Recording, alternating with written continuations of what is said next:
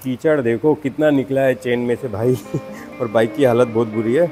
और बहुत देर से एक चीज़ नोटिस कर रहा हूँ मैं ब्लू आर्मर में, एक स्पीकर में साउंड कम आ रही है। एक ये बहुत अच्छा हो गया यार ट्राइम का सर्विस सेंटर बिल्कुल मेरे घर के पास आ गया रिटाला। ये एल्बो के जो गार्ड्स हैं यार दोनों ही टूट गए हैं। ये सेस्टेक के हैं सारे ही गार्ड। बिल आ गया है, इसमें मैं आपको बता देता हूँ सबसे ऊपर जो है 260 रुपये लगे हुए हैं। तो भाई हो गई है अपनी दिलजीत एकदम रेडी लद्दाख के लिए। Hey guys, welcome back to my channel. स्वागत है आप सभी का एकदम फ्रेश व्लॉग में। ले राइड की तैयारी अब फुल ऑन चल रही है। पिछले व्लॉग में आप सबने देखा ब्लू आर्मर का C30 मैंने इंस्टॉल कर लिया है हेलमेट पे। इनिशियल इंप्रेशंस बहुत अच्छे हैं उसके, म्यूज़िक क्वालिटी और जो कनेक्टिविटी है मोबाइल के साथ वो काफ़ी अच्छी है। लेकिन जिस चीज़ के लिए मैंने उसे लिया है मैश इंटरकॉम, वो हम ट्राई करेंगे जब 2-3 राइडर इकट्ठे मिलेंगे नेक्स्ट मीटअप पे ले राइड की आइटनरी डिस्कस करने के लिए। वो सब भी आप लोगों के साथ शेयर कर लूँगा। इसके अलावा 2 चीज़ों में मेरे को प्रॉब्लम आ रही है आज, एक तो राइडिंग गियर और एक मोटरसाइकिल। मोटरसाइकिल में यार चेन ना काफ़ी ज़्यादा साउंड कर रही है, गड़गड़ गड़गड़ कट कट कट कट। ऐसा लग रहा है बाइक चलाने पे कि कुछ टूट के गिर ना जाए कहीं पीछे से। तो वो चेन सेट जो है उसे एक बार दिखा लेते हैं, कहीं चेन सेट घस ना गया हो वो एक बार चेक कर लेते हैं, नहीं तो मोटी चंपत लगेगी। 4-5 हज़ार रुपये का मेरा खर्चा हो जाएगा। इसके अलावा एक पूरा ओवरऑल जनरल चेकअप भी करा लेंगे बाइक का, ऑयल चेक, लुब्रिकेशन वगैरह करा लेंगे, कूलेंट चेक करा लेंगे, ब्रेक पैड, एयर फिल्टर भी शायद चेंज होगा क्योंकि चोक हो चुका होगा। 4-5 हज़ार किलोमीटर पहले मैंने कराया था। तो एक तो बाइक का सारा आज उसको पहले ही टाइम है तो कर लेते हैं। और इसके अलावा राइडिंग गियर्स के बारे में कई लोग मुझसे पूछते हैं भैया आप कौन सी राइडिंग गियर यूज़ करते हो, तो मैं सोलेस ब्रांड के यूज़ करता हूँ। उसमें क्या प्रॉब्लम आ रही है मेरे को वो मैं आप लोगों को दिखाता हूँ अभी। ये है राइडिंग जैकेट, फ्यूरियस मॉडल इनका आता है। हालत बहुत गंदी है। मैंने इसके राइडिंग गियर्स जो है निकाल के रख दिए हैं सारे प्रोटेक्टर्स, क्योंकि इसको वॉश करूँगा। ले राइड पे जाने से पहले अच्छे से प्रिपेयर होके जाएंगे। और ये है सोलेस की ही राइडिंग पैंट। इसमें एक प्रॉब्लम आ रही थी यार, पहले मैं बहुत ज़्यादा लंबी राइड करता नहीं था, लेकिन जब से मैंने दिलजीत को लिया है, ट्रायम्फ स्क्रैम्बलर दिलजीत को लिया है, 400X पे मैं लंबी लंबी राइडें मारता हूँ। तो यार इसके जो नी प्रोटेक्टर थे ना वो वाले, वो मेरे को यार 2-3 घंटे की राइड के बाद काफ़ी पेन करने लगते थे मेरे नी पे ही। एक्चुअली ये पैंट ना यहाँ से काफ़ी टाइट है और वो एक्चुअली 2-3 घंटे जब मैं राइड करता हूँ तब तक तो नहीं पता लगता है। ग्रुप राइड में जनरली हम थोड़ा ब्रेक ले लेते हैं, लेकिन सोलो राइड में मैं 4-5-6-7 घंटे तक नॉन स्टॉप चलाते रहता हूँ। तब ये जो नी के जो गार्ड हैं वो काफ़ी पेन करने लगते हैं।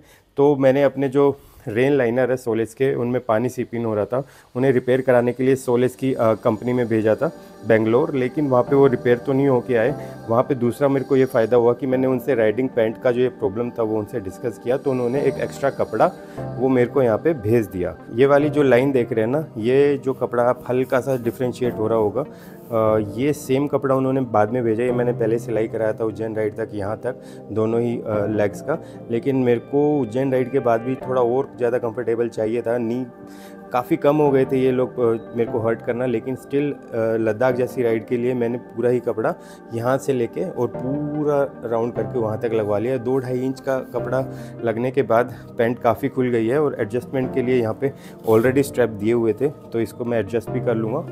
तो अब मेरी राइडिंग पैंट, इसको मैं सेल आउट करने वाला था, जो कि अब मैंने उस चीज़ को थोड़ा टाइम के लिए मैंने टाल दिया है। ये वाला जुगाड़ जो मेरा हो गया है, क्योंकि राइडिंग पैंट मिनिमम 9,000 रुपये की आती है अच्छी वाली अगर मैं लूँगा तो। और वो भी मोरलेस कपड़ा यही यूज़ करते हैं। तो थोड़ा लंबे समय के बाद राइडिंग पैंट लेंगे, जब लेंगे तो गोटेक्स या कुछ स्ट्रेचेबल कपड़ा जिसमें हो उस तरह के कुछ राइडिंग पैंट लेंगे, या फॉरेन से कोई आ रहा होगा तो वहाँ से मंगाने का कोशिश करेंगे।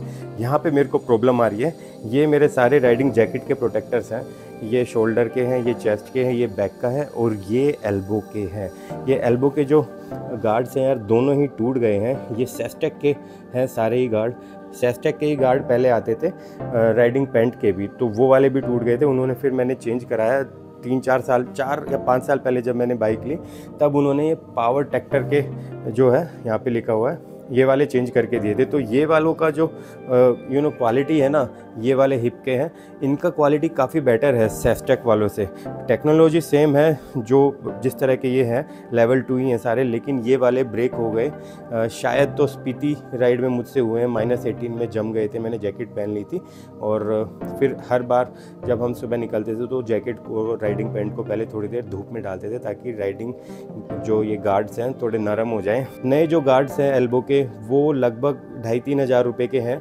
वो लेने से पहले मैं सोच रहा था इनको मोची के पास ले जाके रिपेयरिंग करा के देख लेता हूँ। वो यहाँ पे बोस्टिक या कुछ अपना स्पेशल गम एक रखता है, वो उससे पेस्ट कर दे और अगर सिलाई कर दे तो मुझे लगता है कि ये काम कर जाएगा। क्योंकि राइडिंग जैकेट में जो है ना, जो पॉकेट बनी हुई है वो इतनी है कि ये सिर्फ डल सकते हैं, हिलेंगे नहीं।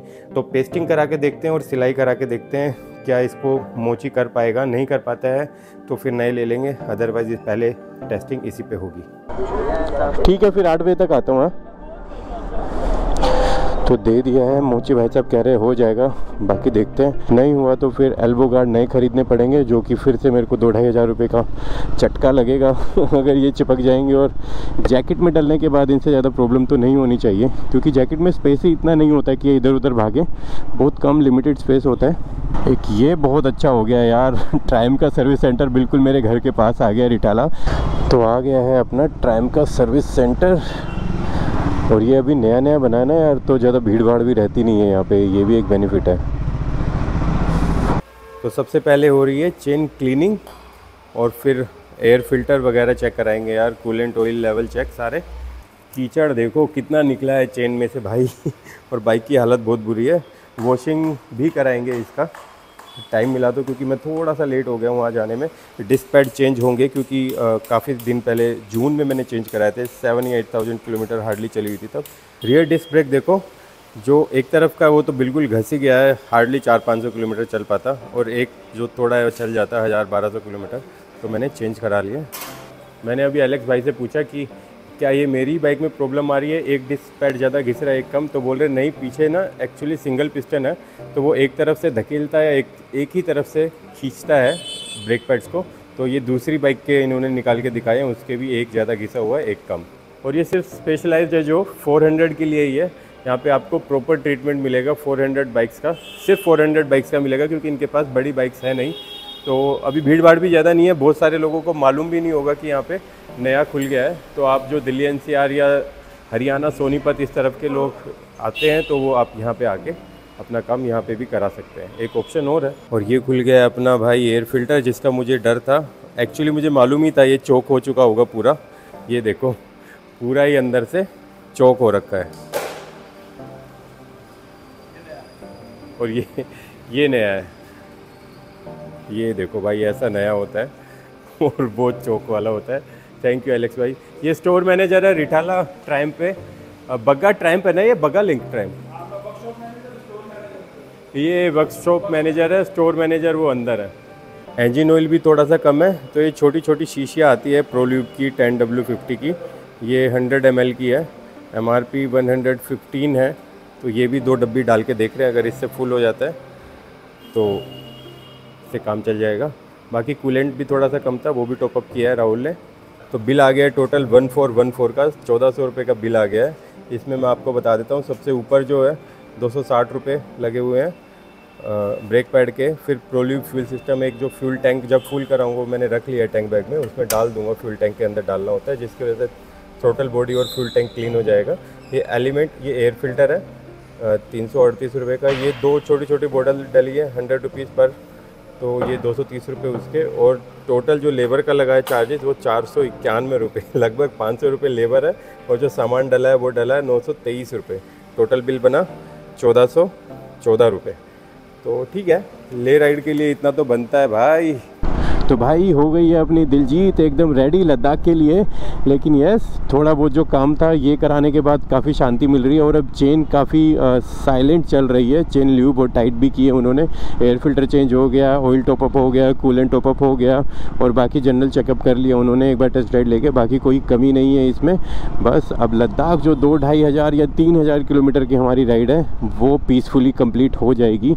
चेन ल्यूब मैं पहले यूज़ कर रहा था यार ग्रैंड पिट स्टॉप का, अमेजोन से मैंने सस्ते के चक्कर में मंगा लिया, लेकिन यार वो किसी काम का नहीं है। उसे स्प्रे करते हैं तो वो टपकने लग जाता है। तो अब दोबारा मोटुल पे आ जाऊंगा, या फिर एक OKS करके एक ब्रांड है OKS, उनका इन्होंने यूज़ करते हैं ना ये लोग, इन्होंने एक बार मारा था मेरी चेन पे यार, बहुत अच्छा था, ग्रीस बेस्ड था वो ल्यूब, उसको यूज़ करूँगा। या तो OKS या मोटुल, इन दोनों में से एक मंगा लूँगा। फुल बोतल लेके जाएंगे। और बहुत देर से एक चीज़ नोटिस कर रहा हूँ मैं ब्लू आर्मर में, एक स्पीकर में साउंड कम आ रही है। ये उस दिन भी नोटिस कर रहा था, लेकिन इतना ज़्यादा फील फील नहीं हो रहा था। लेकिन अभी मैंने क्या किया, थोड़ा सा हेलमेट को, जो मेरा राइट स्पीकर है वो अच्छे से प्लेस नहीं है मेरे कान के पास, मेरे कान के सामने, तो उसे थोड़ा सा आगे करके खिसकाना पड़ेगा, तब दोनों में इक्वल साउंड आएगी। लेफ़्ट वाला ज़्यादा साउंड दे रहा था, राइट वाले में से वॉल्यूम कम आ रही थी। तो गाइस ये तो चिपका दिए और सिलाई भी कर दिया, लेकिन थोड़ा सा गड़बड़ कर दिया। मैं घर जाके दिखाता हूँ, यहाँ पे लाइटनिंग की प्रॉब्लम है। सो गाइस घर आ गए हैं और ये रहे अपने एल्बो गार्ड्स राइडिंग जैकेट के। ये देखो कुछ इस तरह से उन्होंने रिपेयर कर दिए हैं। एक्चुअली ये चिपक नहीं रहे थे, तो उन्होंने जैसे जूता सिलते वैसे ही सिलाई कर दी है।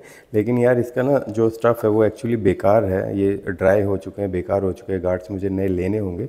फॉर द टाइम बीइंग अभी मैं नहीं यूज़ करूँगा। ये देखो हर जगह से क्रैक हो रहे हैं दोनों ही गार्ड्स।